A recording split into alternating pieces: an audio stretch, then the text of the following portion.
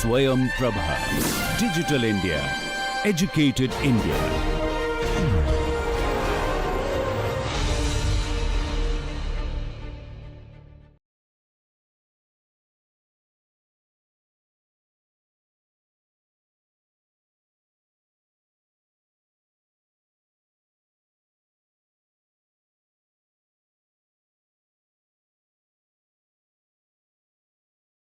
Well students, मैं doctor Ajay Kumar Singh, faculty of law BHU Varanasi.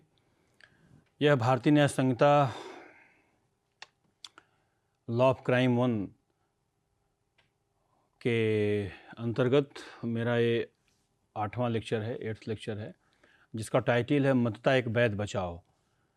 तो intoxication is a good defence in criminal law, और दूसरा है इसमें unsoundness of mind is a good defence in criminal law.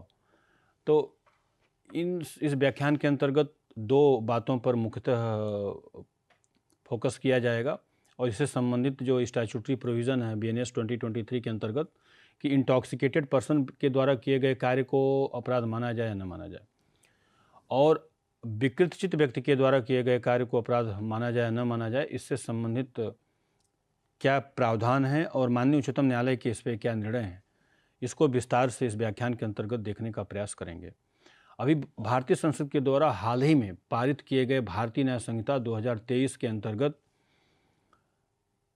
मतता को intoxication को मत व्यक्ति के द्वारा नशे की हालत में रहते हुए अगर व्यक्ति कोई अपराध करता है तो क्या उसे अपराधी माना जाए या उसे दोषमुक्त किया जाए, इसको लेकर के, और मानसिक रूप से अस्वस्थ व्यक्ति के द्वारा यदि कोई कार्य किया जाए वह अपराध की श्रेणी में आता, यदि वह स्वस्थ मस्तिष्क के व्यक्ति के द्वारा किया गया होता तो इससे संबंधित प्रावधान और उच्चतम न्यायालय के निर्णय दोनों के संदर्भ में इन दो प्रावधानों को देखने का प्रयास और समझने का प्रयास करेंगे। तो अब आते हैं मतता को देखें। इंटॉक्सिकेशन को मैंने इस स्लाइड में दो भागों में बांटा है। एक तो अनैच्छिक मतता है, जिसमें लिखा है मैंने कि involuntary intoxication is a good defence. अनैच्छिक मतता, इच्छा के विरुद्ध व्यक्ति को यदि मत किया जाता है तो वह कंप्लीट डिफेंस है, पूर्ण बचाव है, धारा 23 में लिखा हुआ है। और स्वैच्छिक मतता है तो बचाव नहीं है। कोई व्यक्ति स्वेच्छा नशे की हालत में हुआ है और अपराध करता है तो यह बचाव नहीं होगा। अब इसी को विस्तार से अगली स्लाइड में अगर देखा जाए तो मैंने अनैच्छिक मतता को पहले लिया है कि जो इनवॉलंटरी इंटॉक्सिकेशन है वह आपराधिक मामलों में कहाँ तक बचाव है। तो इसके जो कुछ आवश्यक तत्व हैं, पहला तो यह है कि इच्छा के विरुद्ध या ज्ञान के बिना कोई ऐसी वस्तु जो व्यक्ति को नशे की हालत में की हो, जिसके कारण वह यह जान पाने में असमर्थ हो कि जो वह कार्य कर रहा है वह विधि विरुद्ध है या गलत है, which is contrary to law and wrong, दोनों है। अनैच्छिक मतता में व्यक्ति अच्छे और बुरे में भेद करने में असमर्थ माना जाता है। अब धारा 23 के अंतर्गत जो BNS की धारा 23 है, अब इसको यदि आप देखें पूरा डिटेल में, वर्तमान कानून के अंतर्गत अनैच्छिक मतता को एक पूर्ण बचाव के रूप में स्वीकार किया गया है। इसी से संबंधित प्रावधान भारतीय दंड संहिता 1860 के अंतर्गत धारा 85 में दिया गया था। भारतीय दंड संहिता की धारा 85 और 86 में अनैच्छिक मतता और स्वैच्छिक मतता से संबंधित विधिक प्रावधान को अधिनियमित किया गया था। उसी प्रावधान को भारतीय न्याय संहिता 2023 के अंतर्गत धारा 23 के अंतर्गत प्रावधानित किया गया है, जो यह प्रावधानित करती है कि मैं धारा 23 BNS की धारा 23 का ही उल्लेख अक्षरशः उसी शब्द में कर रहा हूँ जिस शब्द में बेयर एक्ट में लिखा हुआ है। कोई बात अपराध नहीं है जो ऐसे व्यक्ति के द्वारा किया जाए जो नशे में होते हुए यह जान पाने, नशे की हालत में होते हुए यह जान पाने में असमर्थ है कि जो वह कार्य कर रहा है वह विधि के विरुद्ध है या गलत है, परंतु बशर्ते कि ऐसी मतता उसके इच्छा के विरुद्ध या ज्ञान के विरुद्ध, ऐसी कोई वस्तु जो उसे नशे की हालत में लाई हो, ऐसी कोई वस्तु जिससे वह मत हुआ हो, वह वस्तु उसके इच्छा के विरुद्ध या उसके ज्ञान के बिना दी गई हो। तो कहने का तात्पर्य है कि मत व्यक्ति के द्वारा किए गए कार्य को अपराध नहीं माना जाता धारा 23 के अनुसार, जब ऐसी मतता जिस वस्तु या पदार्थ से व्यक्ति को नशे में लाया गया है, मतता की स्थिति में लाया गया है, वह वस्तु या पदार्थ, पेय पदार्थ या खाने की वस्तु जिससे व्यक्ति नशे की हालत में आया है, वह ज़बरदस्ती उसके इच्छा के विरुद्ध दी गई है, अथवा उसे इस बात का ज्ञान नहीं हो कि जो पदार्थ का सेवन कर रहा है या जिस पेय पदार्थ का सेवन कर रहा है वह उसमें नशीली वस्तु मिलाई गई है। तो ज्ञान के अभाव में ऐसी कोई वस्तु जो उसे नशे की हालत में की है, न उसके इच्छा की, या तो उसके इच्छा के विरुद्ध दिया गया हो, या उसे इस बात का ज्ञान न हो कि जो वस्तु वह कंज्यूम कर रहा है, जो पेय पदार्थ को वह पी रहा है, वह नशीला है और उसे मत कर देगा, उसे नशे की हालत में ला देगा। इन दो परिस्थितियों में अनैच्छिक मतता बचाव तो है, लेकिन उसके लिए यह परम आवश्यक है कि जो व्यक्ति यह दावा करता है कि वह जो अपराध किया है वह मतता की स्थिति में किया, नशे की हालत में अपराध किया है, साबित करने का भार उसी व्यक्ति पर होगा कि जिस वस्तु से उसे मतता नशा हुई है वह वस्तु उसे ज़बरदस्ती दी गई या उसके इच्छा के विरुद्ध दी गई, या उसे इस बात का ज्ञान नहीं था, उसके ज्ञान के अभाव में उसने किसी वस्तु का सेवन किया या पेय पदार्थ का सेवन किया जिससे वह नशे में हो गया और वह अपराध कर दिया, तो इसे पूर्ण बचाव धारा 23 के अंतर्गत मिलेगा। उदाहरण के तौर पर जहाँ पर किसी एक व्यक्ति को जो अपने मित्र के घर खाने के लिए उसे आमंत्रित किया जाता है और मित्र उसका किसी पुरानी रंजिश के चलते उसके खाने में, उसके पेय पदार्थ में कोई ऐसा नशीले पेय पदार्थ मिला देता है, वह व्यक्ति यह समझते हुए कि मित्र के घर पर आए हुए दावत के भोज में वह जल का सेवन कर रहा या दूध का सेवन कर रहा, वास्तव में दूध में उसने कोई नशीली पदार्थ मिला दिया है और वह उस पदार्थ के सेवन करने के पश्चात नशे की हालत में हो जाता है, और नशे की हालत में होने के पश्चात वह अपने आत्मनियंत्रण की शक्ति, मस्तिष्क में आत्मनियंत्रण की शक्ति खो देता है और अपने ही मित्र के भाई या अपने मित्र के ही परिवार में किसी व्यक्ति पर हमला करता है, जिससे वह क्षतिग्रस्त हो जाता है, उसकी मृत्यु हो जाती है। यहाँ पर यदि न्यायालय के समक्ष व्यक्ति साबित करने में सक्षम है कि जिस वस्तु का, इसके मेडिकल इस प्रस्तुत मामले में जब ऐसे व्यक्ति के कार्य को न्यायालय के संज्ञान में लाया जाएगा तो निश्चित रूप से उस व्यक्ति का मेडिकल एग्जामिनेशन होगा, चिकित्सीय परीक्षण हुआ होगा अपराध करने के पश्चात। मेडिकल एग्जामिनेशन में डॉक्टर की रिपोर्ट ये प्रमाणित करेगी कि अपराध करने के तुरंत पश्चात जब उसे हॉस्पिटल लाया गया तो उसके शरीर में एल्कोहल की इतनी मात्रा थी जिसमें कि कोई स्वस्थ व्यक्ति भी अगर एल्कोहल का सेवन करे तो ऐसा स्वस्थ व्यक्ति अपने शरीर पर अपना नियंत्रण खो देगा।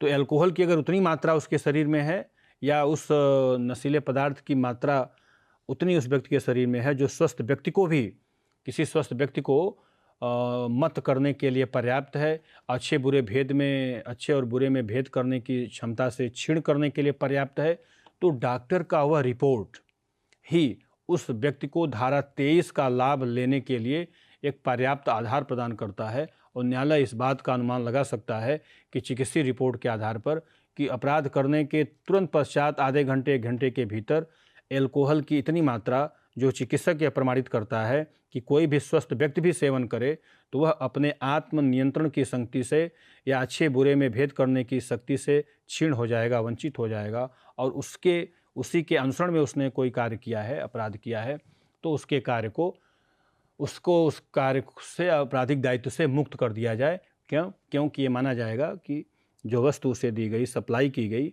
वह उसके ज्ञान के अभाव में या इच्छा के विरुद्ध दिया गया था, अतः वह धारा 23 का लाभ प्राप्त करने का अधिकारी है। तो इस दृष्टांत के माध्यम से आपने देखा कि धारा 23 में अनैच्छिक मतता बचाव है, स्वैच्छिक मतता बचाव नहीं है। दृष्टांत के माध्यम से मैंने आपको बताने का प्रयास किया। अब इसको देखते हैं, केस इस पर एक है नेक्स्ट स्लाइड स्क्रीन पर आप देखें, एक केस इसमें जो प्रायः परीक्षा में पूछा था। केस का नाम है वासुदेव बनाम पेप्सुराज, 1965। बालक की मृत्यु का, मैंने इसको संक्षेप में तथ्य लिखा है, बालक की मृत्यु कायित करना, उसके बाद भागने का प्रयास करना। अब मतता का बचाव, एक तरफ मैंने लिखा है कि इसके मतता का बचाव उपलब्ध नहीं होगा। यह वासुदेव बनाम पेप्सुराज या IR 1956 का केस बहुत ही महत्वपूर्ण केस है। इसमें तथ्य इस प्रकार से थे इस मामले में कि वासुदेव जो है वह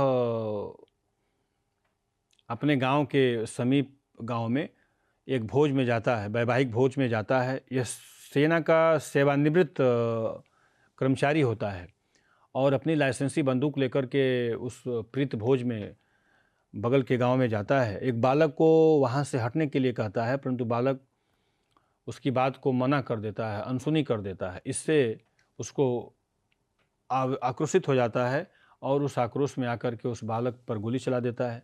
बालक की मृत्यु हो जाती है। तत्पश्चात वासुदेव भागने का प्रयास करता है, उसे गिरफ्तार किया जाता है, उसका मेडिकल एग्जामिनेशन किया जाता है, पाया जाता है कि वह नशे की हालत में है। अब यह बचाव लेता है कि जिस समय उसने जो वह कार्य कर रहा था उसे इस बात का ज्ञान नहीं था कि जो वह कार्य कर रहा है वह गलत है, क्योंकि नशे की हालत, अपराध कारित करते समय वह नशे की हालत में था। जब इसे विचारण न्यायालय के समक्ष प्रस्तुत किया गया तब इसने न्यायालय में, इसके अधिवक्ता ने न्यायालय में यह बचाव लिया कि जिन परिस्थितियों में गोली चलाई गई उन परिस्थितियों में वासुदेव उस तारीख और समय पर, यह डॉक्टर की रिपोर्ट भी यह साबित करती है कि इसके शरीर में अल्कोहल की मात्रा थी और यह नशे में था। अब उस आधार पर न्यायालय को यह निष्कर्ष निकालना था कि वासुदेव अपराधी है या नहीं है। इस केस को, यह बहुत ही महत्वपूर्ण केस है। यह केस आपराधिक मानववाद वाले चैप्टर में भी है, यह मेंसरिया दुराशय दूषित आशय वाले भी चैप्टर में इस केस का उल्लेख है। तो उच्चतम न्यायालय ने पहली बार इस मामले में यह निर्णित किया कि अभियुक्त के कंडक्ट को देखते हुए, यद्यपि अभियुक्त नशे में था लेकिन नशे में इतना मत नहीं था कि वह यह समझ पाने में असमर्थ रहा हो कि जो वह कार्य कर रहा है वह विधि विरुद्ध या गलत नहीं है। चूँकि अभियुक्त के द्वारा बालक पर गोली चलाना, बालक से मना, जब इसका क्रॉस एग्जामिनेशन पूछा गया तो इसने बोला कि बालक को मैंने इसलिए गोली चलाई कि मैंने बालक को हटने के लिए कहा, बालक अपने स्थान से हट नहीं रहा था। तो उच्चतम न्यायालय का यह मानना कि बालक को हटने के लिए कहना और बालक का न हटना, इस समय उसके मस्तिष्क में बात थी, कहीं न कहीं इसका ईगो हर्ट हुआ जिससे कि उसने बालक पर गोली चलाई। अतः उस समय भी, गोली चलाते समय भी यह मानसिक रूप से स्वस्थ था और गोली चलाए जाने के पश्चात ग्रामीणों के मार के डर से कि ये मारे जाएंगे, ग्रामीण उस पर हमला करेंगे, ग्रामीणों ने दौड़ाना शुरू किया। तो ग्रामीणों के भय से उसने भागने का प्रयास किया। इसका पश्चातवर्ती आचरण भी और अपराध करते समय का जो आचरण है, इन दोनों आधारों पर यह कहा जा सकता है कि यह नशे की हालत में होते हुए भी अपने द्वारा किए गए कार्य के प्रकृति और परिणामों को समझने में समर्थ था, इसलिए इसे इस धारा का लाभ प्राप्त नहीं होगा और वह हत्या का दोषी है। तो इसलिए आप ऐसे मामलों में इसको देखें कि जहाँ पर मतता भी है, इंटॉक्सिकेशन तो है, व्यक्ति नशे की हालत में होते हुए भी यदि अपराध करता है और उसके पूर्ववर्ती आचरण, अपराध करते समय के जो कंडक्ट हैं और उसके पश्चात के जो कंडक्ट हैं, उस अगर दर्शित करता है कि वह अपराध करने समय और करने के पश्चात भी मानसिक रूप ऐसी स्थिति में था कि अपने द्वारा किए गए कार्य को समझता था, तो निश्चित रूप से इसका लाभ प्राप्त उसे नहीं होगा। अब दूसरा इस पे इसका जो कंपोनेंट है वह है वॉलंटरी टॉक्सिकेशन, स्वैच्छिक मतता। स्वाभाविक है, जहाँ पर कोई व्यक्ति स्वैच्छिक रूप से मत हुआ है, स्क्रीन पर आप देखें, मैंने लिखा है सीमित बचाव है, ये लिमिटेड इम्यूनिटी है। केस इसमें हमने लिखा है बियर्ड का केस है, beard versus director public prosecutor. तथ्य को संक्षेप में लिखा है कि बालिका की गला घोंटकर हत्या करना, अपराध के समय में नशे का होना, दो ही फैक्ट मैंने इसमें हाईलाइट किया है। हत्या का दोषी अपराध के समय नशे में होना और बालिका के गले को दबाना, अर्थात कार्य करते समय परिणाम को जानता था। ये भी एक इस पर इंग्लिश केस है और इस मामले में जैसा कि मैंने आपको बताया, जहाँ पर कोई व्यक्ति स्वैच्छिक मत हुआ है, मतलब आप स्वेच्छा ऐसे किसी पदार्थ का सेवन किया है जिस पदार्थ के सेवन करने के पश्चात वह नशे की हालत में है, नशे में हुआ है, तो उस दौरान यदि वह कार्य करता है तो उसको बचाव, सामान्यतः उसको कोई बचाव प्राप्त नहीं होता है, सिवाय कुछ मामलों को छोड़कर। जैसे उदाहरण के तौर पर कोई व्यक्ति स्वेच्छा शराब का सेवन किया है और शराब के सेवन करने के पश्चात वह नशे में हुआ है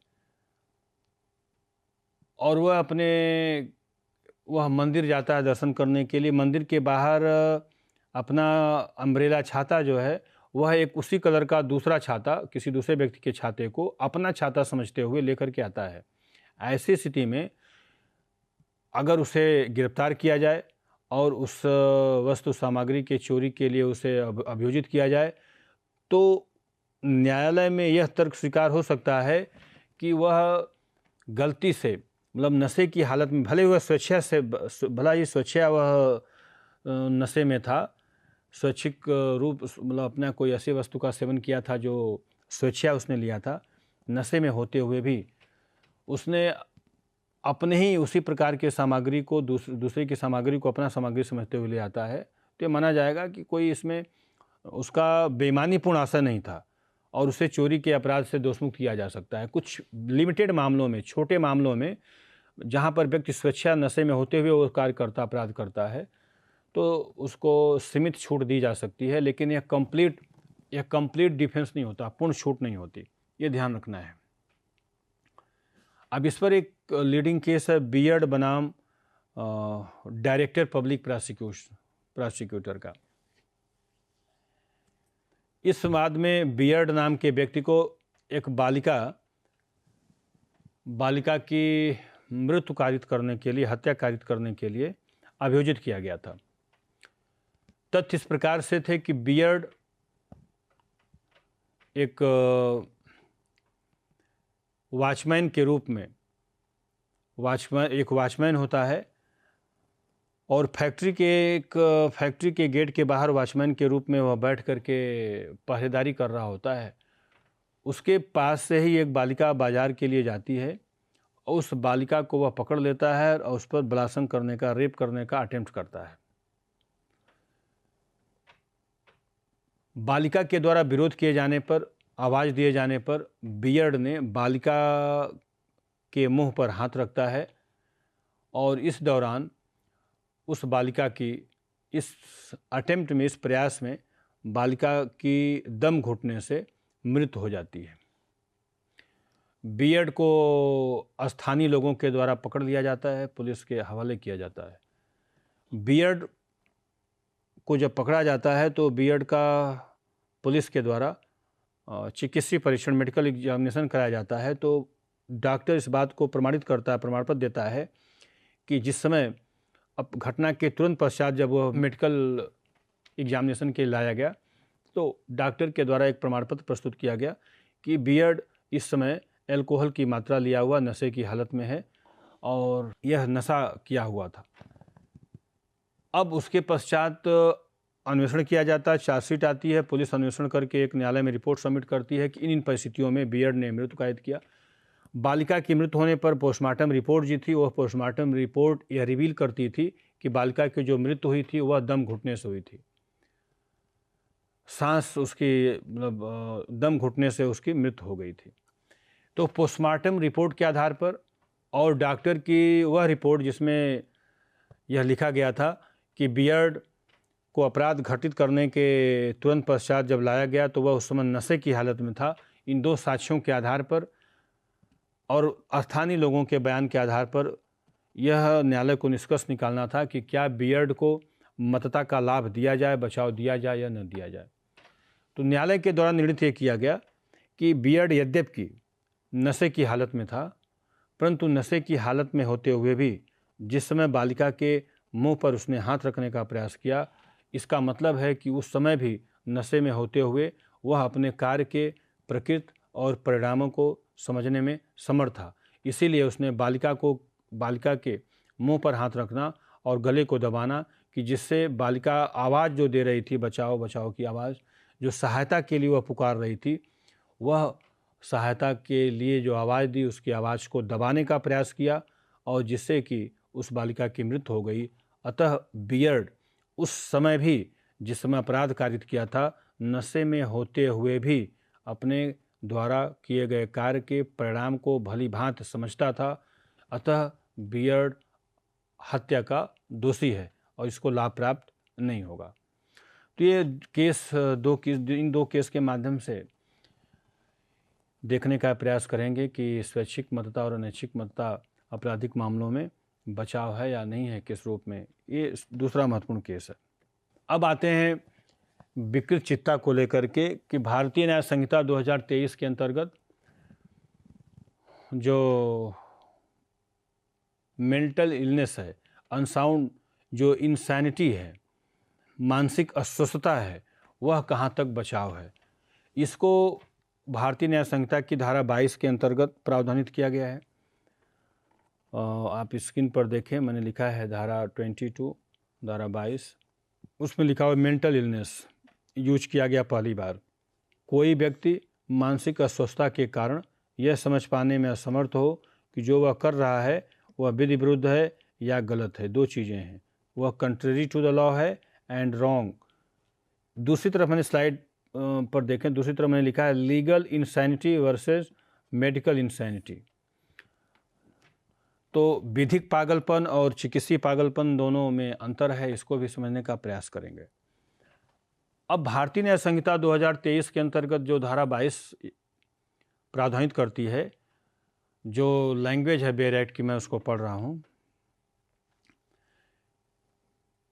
कि भारतीय न्याय संहिता 2023 की धारा 22 यह प्रावधानित करती है कि कोई बात अपराध नहीं है। Nothing is an offence which is done by a person who has committed crime due to unsoundness of mind। अर्थात कोई बात अपराध नहीं है जो ऐसे व्यक्ति के द्वारा किया गया है जो मानसिक रूप से अस्वस्थ है। मानसिक अस्वस्थता के कारण वह यह समझ पाने में असमर्थ है कि जो वह कर रहा है वह विधि विरुद्ध है या गलत है। अब इतनी बात धारा 22 के अंतर्गत लिखी हुई है। मानसिक अस्वस्थता और पागल दोनों में अलग अलग है।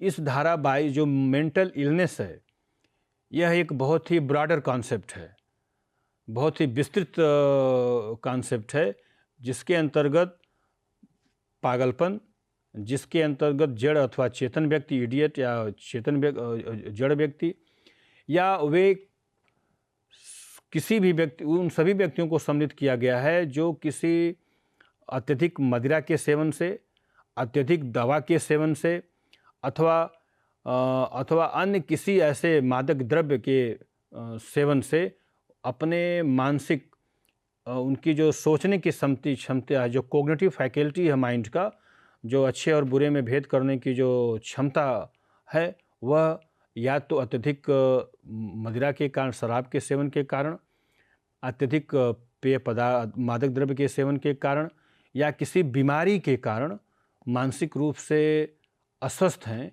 या अपने नियम सोचने की क्षमता क्षीण कर चुका है ऐसा व्यक्ति, तो उसके द्वारा किए गए कार्य को अपराध की श्रेणी में नहीं रखा जाएगा, बशर्ते कि जो धारा 22 के अंतर्गत क्रिमिनल लायबिलिटी को एग्जेम्प्ट करने का जो ग्राउंड है, वह ग्राउंड ये है कि ऐसा व्यक्ति अपराध कारित करते समय मानसिक अस्वस्थता के कारण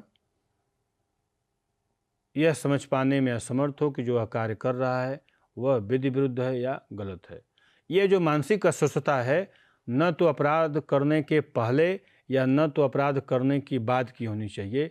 जो सबसे इम्पॉर्टेंट चीज़ ये है कि जो मेंटल इन्फर्मिटी है, जो मेंटल इलनेस है, that must be present at the time of doing the act. कार्य करते समय मौजूद होनी चाहिए, अस्तित्व में होनी चाहिए। अपराध करने के पहले वह अपराध करने के पूर्व वह मेंटली इन्फर्मिटी है या अपराध करने के पश्चात उसकी मेंटल इन्फर्मिटी है, यह कानून इस बात पर बल नहीं देता।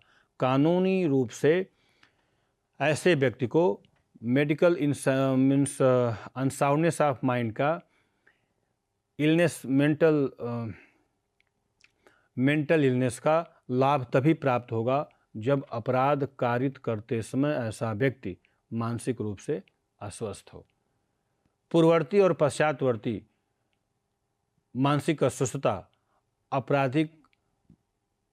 आपराधिक मामलों में कोई बचाव नहीं है। तो ये बहुत ही स्पष्ट हो जाना चाहिए कि डॉक्टर के द्वारा दिया गया यह प्रमाण पत्र कि किसी भी व्यक्ति का कि वह अपने मरीज का 20 वर्षों से इलाज कर रहा है और वह पिछले 20 वर्षों में उसका मरीज किसी एक विशिष्ट बीमारी से ग्रसित है, जिसमें व्यक्ति अपने सोचने की क्षमता से वंचित हो जाता है। किसी भी डॉक्टर का ऐसा कोई भी प्रमाण ऐसे व्यक्ति को आपराधिक दायित्व से छूट प्रदान नहीं करेगा जब तक कि न्यायालय के समक्ष आरोप पत्र के माध्यम से यह साक्ष्य न लाया जाए कि अपराध कारित करते समय अभियुक्त मानसिक अस्वस्थता के कारण यह समझ पाने में असमर्थ हो कि जो वह कार्य कर रहा है वह विधि के विरुद्ध है या गलत है। तो कहने का तात्पर्य है कि यहाँ पर जो मेडिकल इंसैनिटी है, अर्थात चिकित्सीय जो मानसिक अस्वस्थता है, वह लीगल इंसैनिटी से कमज़ोर साक्ष्य माना जाता है। लीगल इंसैनिटी से तात्पर्य है कि व्यक्ति का इंसेन होना, मानसिक रूप से अस्वस्थ होना, लॉ तब मानती है जब अपराध करते समय वह मानसिक अक्षमता अस्तित्व में होनी चाहिए। ये ध्यान रखना है।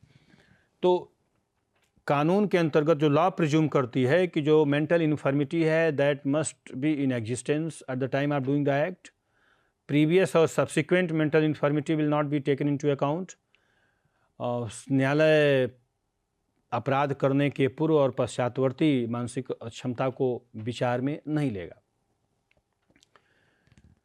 अब इस मानसिक विकृतता से संबंधित देखते हैं कानून क्या है। इंग्लैंड में इससे संबंधित कानून क्या है इंसैनिटी से, एंड देन भारत में विकास क्रमशः इसको कैसे इंग्लिश लीगल सिस्टम को हमने भी अडॉप्ट किया है। अब देखें, एक केस है, मैंने उसको ऊपर स्क्रीन पर देखें, एक लिखा हुआ मैंने McNaughton rule 1884 house of Lord. McNaughton नियम क्या है? दूसरी तरफ मैंने लिखा कि हाउस ऑफ लॉर्ड के द्वारा इंसैनिटी से संबंधित महत्वपूर्ण नियम इसी केस में डिसाइड किया गया था।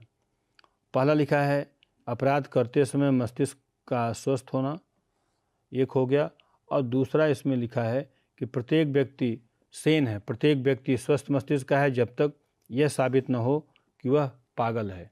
इसमें ये दो नियम प्रतिपादित किए गए थे, उसको अभी डिटेल में बताते हैं। दूसरी तरफ मैंने संक्षेप में लिखा है कि रॉबर्ट पील जो प्रधानमंत्री था उसको मैकनॉटन मारना चाहता था, परंतु उसने एंड्री ड्रुमंड को हत्या कर दी, मृत्युकायित कर दी।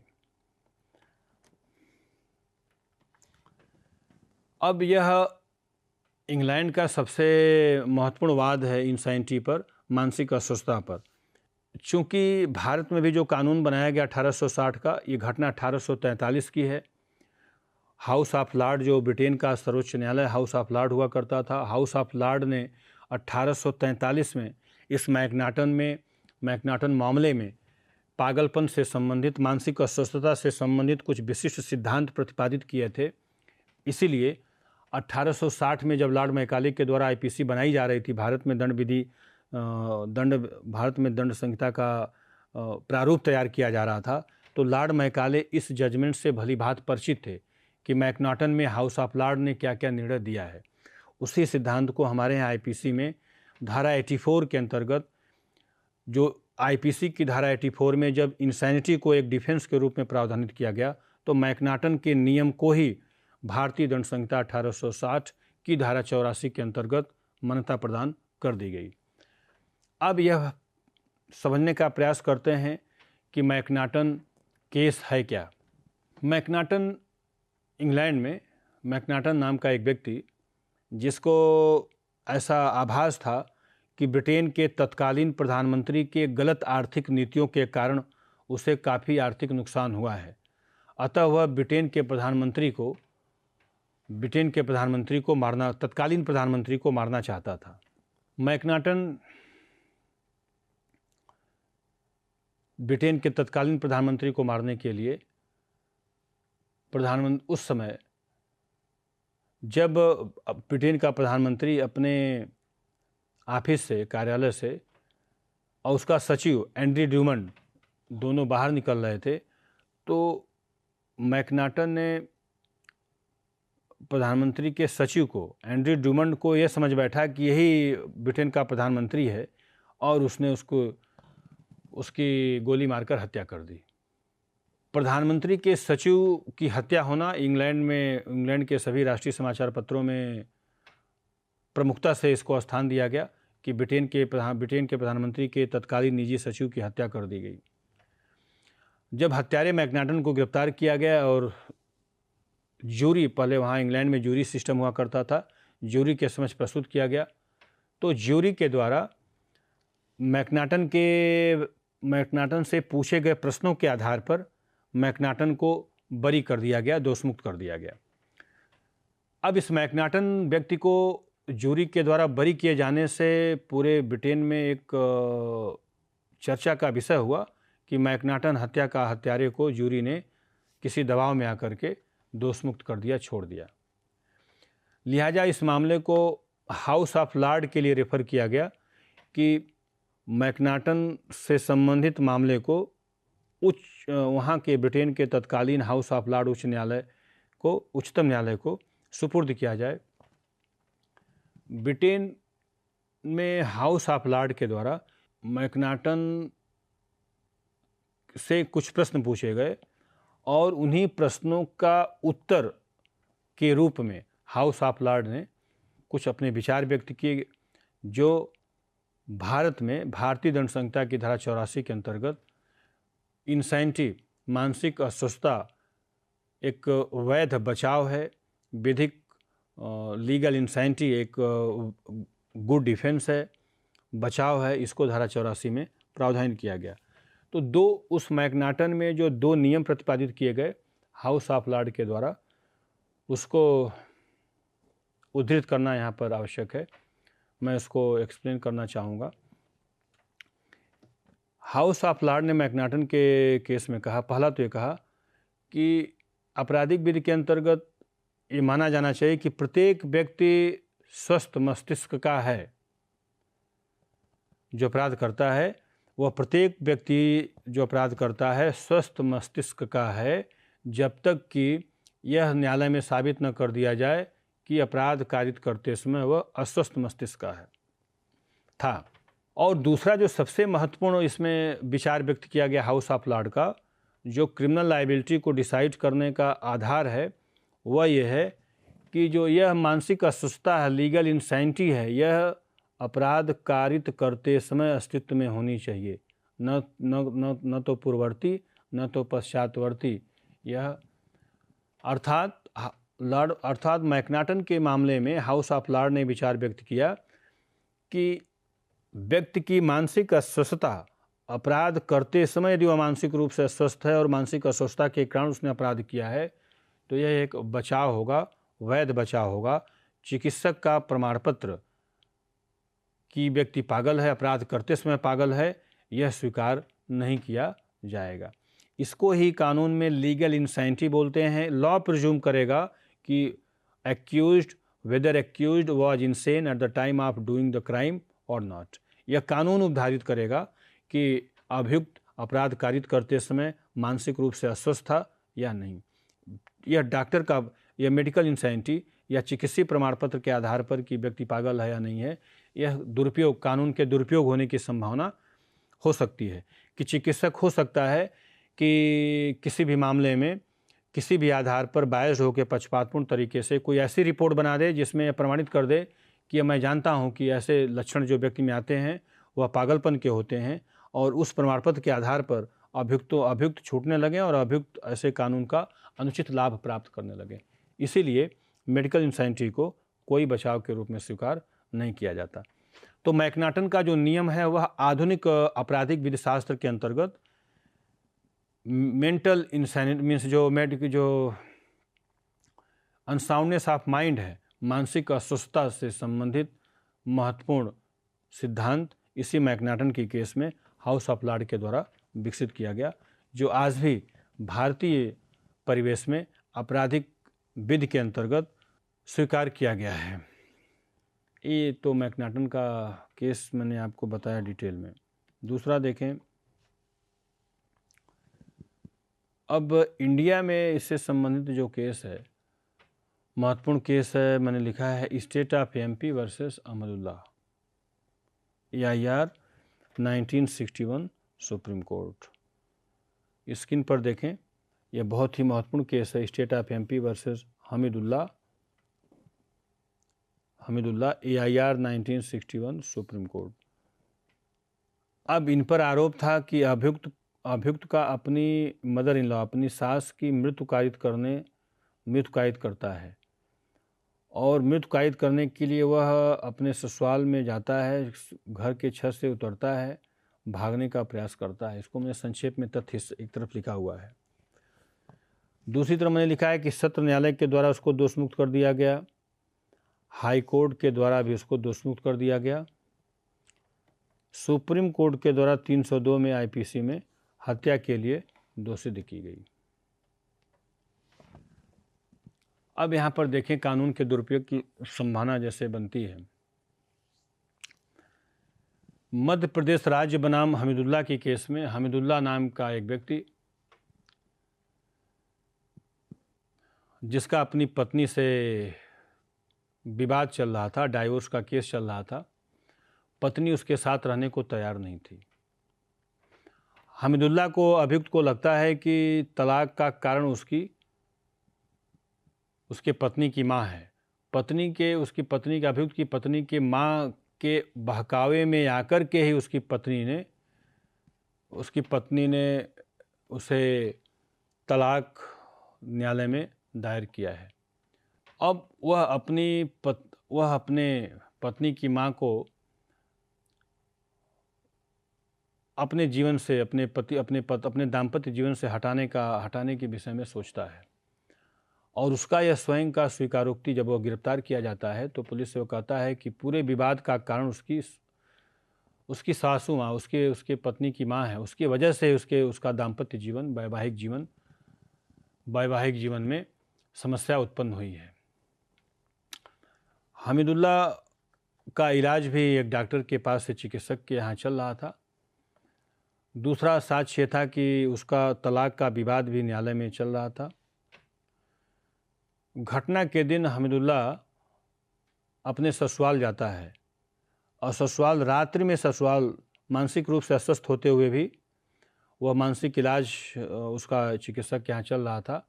इस बात का प्रमाण पत्र डॉक्टर के द्वारा न्यायालय में प्रस्तुत किया गया कि ये मानसिक रूप से अस्वस्थ है, और इस बीमारी में प्रायः जो है मानसिक रूप से व्यक्ति अस्वस्थ हो जाता है। ये भी प्रमाण पत्र न्यायालय के समक्ष लाया गया।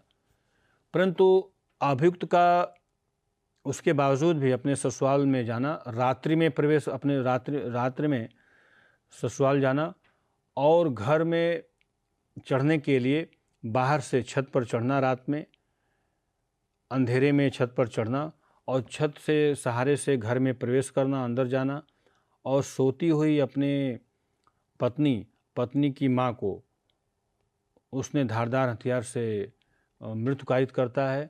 और पुनः जब वह उतर रहा होता है घर से, तो ग्रामीणों के द्वारा पड़ोसियों के द्वारा देख लिए जाने पर पड़ोसी उसको पकड़ लेते हैं और पुलिस के हवाले कर देते हैं। ये इतना ही साक्ष्य इस केस का। हमीदुल्ला अपनी पूरी बात को स्वीकार करता है, पुलिस के समझ भी बोलता है कि उसने इसलिए उसकी मृत्यु कायद की कि वह उसके पत्नी को उकसाती है, इस वजह से उसका दाम्पत्य जीवन, वैवाहिक जीवन में खटास उत्पन्न हुई है, और उसकी पत्नी उसके साथ रहने को तैयार नहीं है।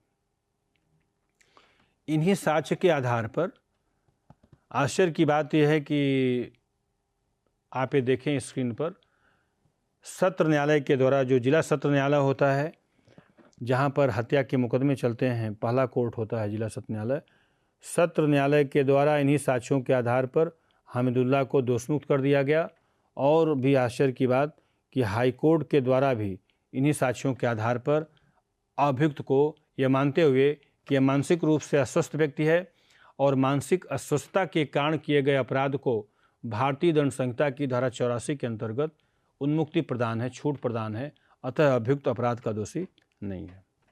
सत्र न्यायालय के द्वारा अभियुक्त को दोषमुक्त किया जाना और उस दोषमुक्ति की पुष्टि मध्य प्रदेश उच्च न्यायालय के द्वारा करना कि हमीदुल्लाह को भारतीय दंड संहिता की धारा 84 का लाभ प्राप्त होगा, वह मानसिक रूप से अस्वस्थ है। अब यह केस अपील में उच्चतम न्यायालय के समक्ष आता है। अब आप देखें, इसीलिए केस है स्टेट ऑफ एमपी बनाम हमीदुल्लाह। और ये केस शुरुआत हुई किस रूप, इसी रूप में शुरुआत होती है, हमेशा स्टेट बनाम अपराधी होता है, स्टेट ऑफ मध्य प्रदेश बनाम हमीदुल्लाह। ये इसी रूप में, चूंकि सत्र न्यायालय के द्वारा अभियुक्त के पक्ष में निर्णय दिया गया, अभियुक्त को दोषमुक्त कर दिया गया, तो स्वाभाविक है फिर स्टेट अपील करेगी। पुनः हाई कोर्ट में जो अपील हुई होगी वह राज्य हुई होगी, इसीलिए state of MP Madhya Pradesh राज्य बनाम हमीदुल्लाह। अब उच्च न्यायालय ने भी अभियुक्त के पक्ष में निर्णय दिया। उच्च न्यायालय ने भी उस निर्णय की पुष्टि की कि अभियुक्त मानसिक अस्वस्थता के कारण अपराध किया था, दोषी नहीं है। तो पुनः अब स्टेट अपील करती है। राज्य ऐसे मामलों में जब अभियुक्त को दोषमुक्त कर दिया जाता है तो प्रावधान है कि राज्य अपील करता है उस निर्णय के विरुद्ध। अब हाईकोर्ट के निर्णय के विरुद्ध अपील मध्य प्रदेश राज्य सुप्रीम कोर्ट में करता है। अब सुप्रीम कोर्ट ने अधीनस्थ न्यायालय सत्र न्यायालय के निर्णय को, हाई कोर्ट के निर्णय को पलट दिया। उच्चतम न्यायालय के द्वारा यह निर्णित किया गया कि हमीदुल्लाह का भले ही किसी डॉक्टर के यहाँ इलाज हो रहा हो, लेकिन उस अभियुक्त का अपने ससुराल में जाना, रात्रि में जाना और रात्रि में घर पर चढ़ना, घर के सहारे चढ़ कर के घर के भीतर प्रवेश करना और अपनी सास को मारना और मारने के पश्चात पुनः उसी रास्ते से उतर के भागने का प्रयास करना, पड़ोसियों के द्वारा उसको पकड़ना, यह साबित करता है कि अभियुक्त मानसिक रूप से अस्वस्थ होते हुए भी अपराध कारित करते समय वह अपने कार्य के प्रकृति और परिणाम को समझने में समर्थ था। इसीलिए वह रात्रि का समय चुनता है जिससे लोग देख न पाएं, और हत्या करने के पश्चात भी वह उसी रूप में ऊपर से उतर करके भागने का प्रयास कर रहा था। अतः अभियुक्त को धारा 84 का लाभ नहीं मिलेगा और वह हत्या का दोषी माना जाएगा, क्योंकि अपराध कारित करते समय वह मानसिक अस्वस्थता के बावजूद भी उसके जो साक्ष्य हैं, जो उसके करने का, अपराध करने का जो तरीका है, उस आधार पर उच्चतम न्यायालय ने यह निर्णित किया कि अधीनस्थ न्यायालय, सत्र न्यायालय और उच्च न्यायालय के द्वारा दिया गया निर्णय गलत है और उच्चतम न्यायालय ने अभियुक्त को बचाव न देते हुए हत्या का दोषी माना। तो अब कहने का तात्पर्य है कि तथ्य वही है और जिला सत्र न्यायालय दोषमुक्त कर देता है। हाई कोर्ट भी ऐसे दोषमुक्ति की पुष्टि करता है। जब मामला सुप्रीम कोर्ट में आता है तो सुप्रीम कोर्ट जिला न्यायालय और हाई कोर्ट के निर्णय के विपरीत जाते हुए ये मानता है, और वास्तव में देखने से ऐसा प्रतीत होता है कि इस केस को कैसे हम धारा 84 का लाभ दे दें या हाई कोर्ट उसके निर्णय को पुष्टि कर दे। तो ये सुप्रीम कोर्ट के द्वारा इसका निर्वचन किया गया कि अभियुक्त अपराध कारित करते समय मानसिक रूप से स्वस्थ था और इसको लाभ प्राप्त नहीं होगा। तो ये हो गया एक भारतीय केस जो मैंने अभी आपको बताया। पुनः आप स्क्रीन पर देखें, मैंने लिखा है मानसिक अस्वस्थता अपराध करते समय विद्यमान होनी चाहिए। ये तो लायबिलिटी का बेसिस है। छूट प्रदान करने के लिए जो कोई भी इस धारा का लाभ लेना चाहता है उसे साबित करना होगा कि वह व्यक्ति मानसिक रूप से अस्वस्थ था और यह अस्वस्थता अपराध करते समय अस्तित्व में होनी चाहिए, विद्यमान होनी चाहिए। मेंटल इलनेस जो है, मैंने लिखा है कि मेंटल इलनेस जो है ड्यू टू अल्कोहल और एक्यूट डिजीज, गंभीर बीमारी के कारण भी हो सकता है। जन्म से व्यक्ति मानसिक रूप से अस्वस्थ हो सकता है। तो अब इस धारा 22 के अंतर्गत जो शब्दावली यूज की गई है मेंटल इलनेस, और यह मेंटल इलनेस जो है वह बहुत अधिक अल्कोहल के सेवन से हो सकती है या बहुत किसी लंबी बीमारी के कारण भी व्यक्ति मानसिक रूप से अस्वस्थ हो सकता है, या व्यक्ति जन्म से मानसिक रूप से अस्वस्थ हो सकता है। तो जो बाय बर्थ मेंटल इन्फर्मिटी है या infirmity acquired by accused subsequently, जन्म के पश्चात जो है उसने कोई मेंटल इन्फर्मिटी एक्वायर किया है ड्यू टू इलनेस, बीमारी के कारण, या ड्यू टू हैवी एल्कोहल, अगर अधिक मात्रा में अल्कोहल से, इन सभी प्रकार के मेंटल इलनेस को धारा 82 के अंतर्गत कवर करते हुए लाभ दिया जाएगा। बस केवल और केवल एक ही आधार है कि ऐसी मानसिक अस्वस्थता अपराध कारित करते समय अस्तित्व में होनी चाहिए। ये जो काज ऑफ मेंटल इलनेस है, मानसिक अस्वस्थता के जो कारण हैं यह भिन्न भिन्न हो सकते हैं, परंतु यह जो मानसिक स्थिति है कारण भिन्न भिन्न हो सकते हैं, परंतु यह मानसिक अक्षमता अपराध कारित करते समय हुई अस्तित्व में होना चाहिए। सबसे जो इम्पॉर्टेंट चीज़ ये है, यही ध्यान रखना है छात्रों को, और इसमें तभी उसको मेंटल इन्फर्मिटी का लाभ प्राप्त होगा, अन्यथा प्राप्त नहीं होगा। अब देखते हैं, स्क्रीन पर देखें, मैंने लिखा पागल व्यक्ति के विरुद्ध प्राइवेट प्रतिरक्षा का अधिकार, धारा 36 लिखा हुआ है। क्या पागल व्यक्ति के विरुद्ध प्राइवेट प्रतिरक्षा का अधिकार है? सेक्शन 34 से 36 कहता है यस। और कैसे अधिकार होगा? वैसे ही होगा जैसे स्वस्थ व्यक्ति के विरुद्ध अधिकार होता है। प्राइवेट प्रतिरक्षा का अधिकार वैसे ही होगा जैसे अन्य व्यक्ति प्राइवेट प्रतिरक्षा का अधिकार होगा। केवल यहाँ तक करें, प्राइवेट प्रतिरक्षा का अधिकार। अब प्रश्न होता है कि क्या यदि पागल व्यक्ति मेरे ऊपर हमला करता है तो क्या मुझे अपने शरीर की रक्षा करने का अधिकार उस पागल व्यक्ति के हमले के विरुद्ध है या नहीं है? तो कानून ये कहता है कि जहाँ पर मानसिक रूप से अस्वस्थ व्यक्ति के द्वारा या पागल व्यक्ति के द्वारा किसी व्यक्ति पर प्राणघातक हमला किया जाए या ऐसा हमला किया जा रहा है जिससे मृत्यु या घोर क्षति की आशंका है, तो ऐसी स्थिति में उस पागल व्यक्ति के द्वारा किए गए हमले को विफल करने के लिए यदि पागल व्यक्ति की मृत्यु भी कारित कर दी जाए तो ऐसा कार्य न्यायोचित है, क्षम्य है, धारा 36 भारतीय न्याय संहिता के अंतर्गत।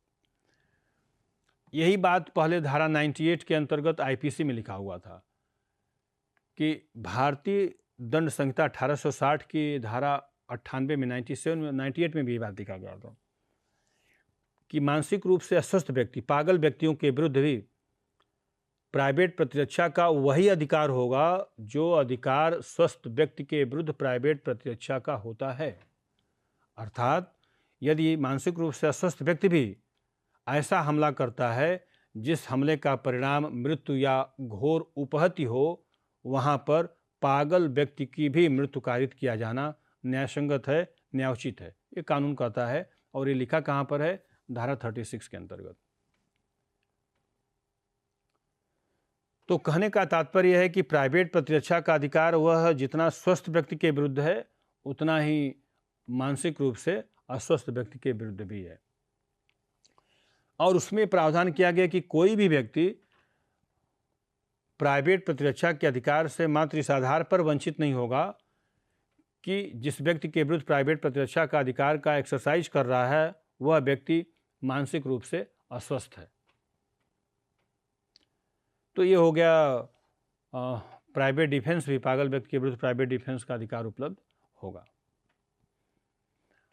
अब पागलपन से संबंधित कुछ अन्य रूल भी हैं। डरहम रूल है, डरहम रूल और अन्य भी इस प्रकार के नियम हैं जिसमें कि कब माना जाए कि व्यक्ति मानसिक रूप से अस्वस्थ है, और मानसिक अस्वस्थता के कारण अगर वो कोई कार्य करता है तो उसे अपराध की श्रेणी में न रखा जाए। जैसा कि मैंने आपको बताया, मेडिकल इंसैनिटी का कानून में कोई बचाव उपलब्ध नहीं है। यद्यपि डॉक्टर से, चिकित्सक से विशेषज्ञ राय न्यायालय ले सकता है, एक्सपर्ट ओपिनियन न्यायालय ले सकता है कि डॉक्टर चिकित्सक चूँकि एक्सपर्ट है, वो ये बता सकता है कि अल्कोहल की कितना मात्रा लेने से कोई व्यक्ति अपने सोचने की शक्ति से क्षीण हो जाता है। यह मेडिकल एक्सपर्ट होने के नाते एक डॉक्टर ही बता सकता है कि कितनी मात्रा अल्कोहल की किसी भी व्यक्ति के सोचने की शक्ति को सोचने की शक्ति को प्रभावित कर सकती है, या कौन सी ऐसी बीमारी है जिस बीमारी में व्यक्ति मानसिक रूप से इतना अस्वस्थ हो जाता है कि वह अच्छे और बुरे में भेद करने की क्षमता से वंचित हो जाता है। तो इस पर राय तो डॉक्टर से ली जा सकती है, एक्सपर्ट ओपिनियन लिया जा सकता है। उस एक्सपर्ट ओपिनियन को उस अभियुक्त के द्वारा किए गए कार्य और कार्य के तरीकों से संपुष्ट कराया जाता है कि क्या वह जो अपराध किया गया है वास्तव में व्यक्ति मानसिक रूप से अस्वस्थ था अपराध करते समय या नहीं था। तो डॉक्टर की जो राय है वह एक एक्सपर्ट ओपिनियन के रूप में सहायता करती है, परंतु उसकी राय को मानने के लिए न्यायालय बाध्य नहीं है। जैसा कि मैंने आपको बताया कि मेडिकल ओपिनियन है, एक्सपर्ट ओपिनियन है, वह कोर्ट में मतलब न्यायालय ले भी सकता है एंड मे नॉट, दोनों शब्दावली का प्रयोग किया गया है। तो जो एक्सपर्ट ओपिनियन है भारतीय साक्ष्य अधिनियम के अंतर्गत किसी भी मामले पर जो व्यक्ति उस क्षेत्र विशेष का विशेषज्ञ है वह अपनी राय उस पर दे सकता है कि ऐसी परिस्थितियों में इस प्रकार के जो पदार्थ हैं उसका सेवन करने से, इस प्रकार के अल्कोहल से, इस प्रकार के मानसिक बीमारी से व्यक्ति अपने मस्तिष्क पर नियंत्रण खो देता है, अच्छे और बुरे में भेद करने की स्थिति से वंचित हो जाता है। तो ये मेडिकल रिपोर्ट, चिकित्सक की राय तो हो सकती है, परंतु मानना न मानना ये न्यायालय का कार्य है। और जैसा कि मैंने आपको बताया कि न्यायालय केवल और केवल लीगल इंसैनिटी को देखती है, विधिक पागलपन को देखती है, मेडिकल इंसैनिटी को ध्यान में नहीं रखती। मैंने ये भी बताने का प्रयास किया कि लीगल इंसैनिटी ज़्यादा महत्वपूर्ण है मेडिकल इंसैनिटी से। उसके क्यों लीगल इंसैनिटी को ज़्यादा महत्वपूर्ण माना जाता है, उसका कारण मैंने बताया कि भारत जैसे विकासशील देश में यदि चिकित्सीय मेडिकल इंसैनिटी को बचाव का एक पर्याप्त आधार माना जाता तो इसके दुरुपयोग की संभावना बढ़ जाती।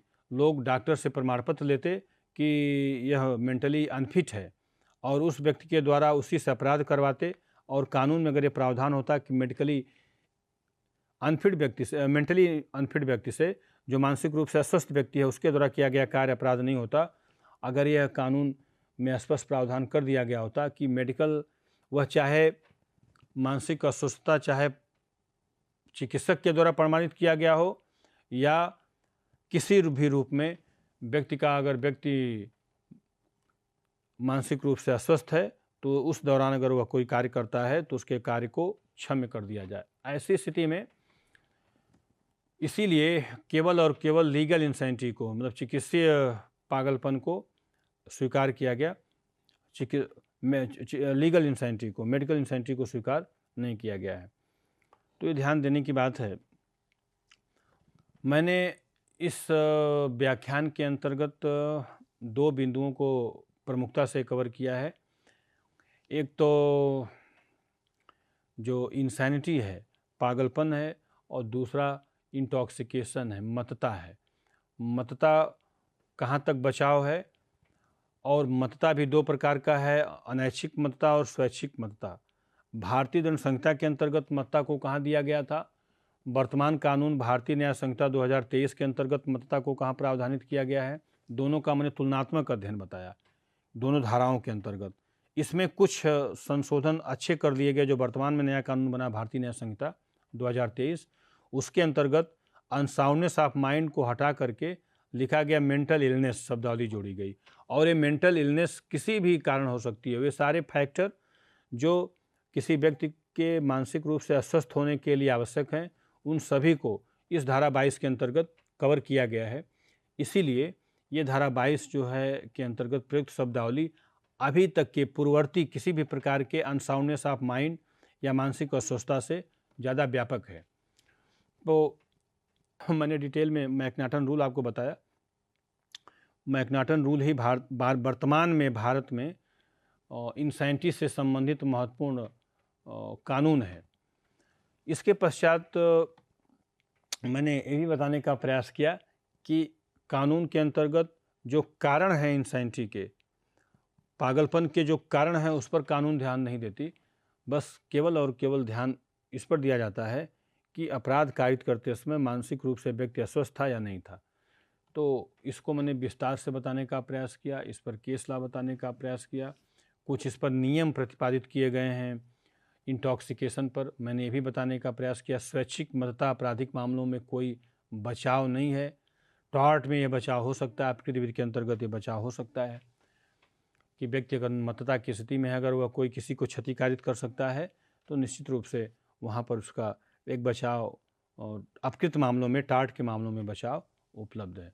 परंतु आपराधिक मामलों में यह बचाव तभी होगा जब यह विधिक पागलपन की कैटेगरी में आता हो, लीगल इंसैनिटी की कैटेगरी में आता है। प्रायः छात्रों को कन्फ्यूजन रहता है कि लीगल इंसैनिटी क्या है, मेडिकल इंसैनिटी क्या है, दोनों में बड़ा कौन सा है। तो इसको मैंने विस्तार से बताने का प्रयास किया कि लीगल इंसैनिटी और मेडिकल इंसैनिटी में सबसे ज़्यादा व्यापक, सबसे ज़्यादा इम्पॉर्टेंट कौन सा माना जाएगा। तो इस रूप में मैंने इंटॉक्सिकेशन और इंसैनिटी, आपराधिक मामलों में कहाँ तक बचाव है, इससे संबंधित प्रावधान धारा 22, 23 एंड 24 के अंतर्गत आपको विस्तार से बताने का प्रयास किया है। संबंधित केस लॉज जो हैं सुप्रीम कोर्ट के, वो भी बताने का प्रयास किया। इंग्लिश लीगल सिस्टम इंग्लैंड में क्या इसका विकास हुआ और उस इंग्लैंड में विकसित कानून को हमने भारत में लॉर्ड मैकाले के द्वारा किस रूप में लागू किया गया, इसको भी मैंने विस्तार से बताने का प्रयास किया है। और निश्चित रूप से यह व्याख्यान आप सभी को जो इंटॉक्सिकेशन और इंसैनिटी पर है, केस को लेकर के, बेयर एक्ट की लैंग्वेज को लेकर के मैंने पूरे विस्तार से बताने का प्रयास किया। सारी सूचना मैंने एक जगह एकत्रित करके दिया है। इसी आशा और उम्मीद के साथ कि यह व्याख्यान आप सभी को लाभान्वित करेगा, मैं अपने व्याख्यान को ही विराम देता हूँ। थैंक यू, धन्यवाद।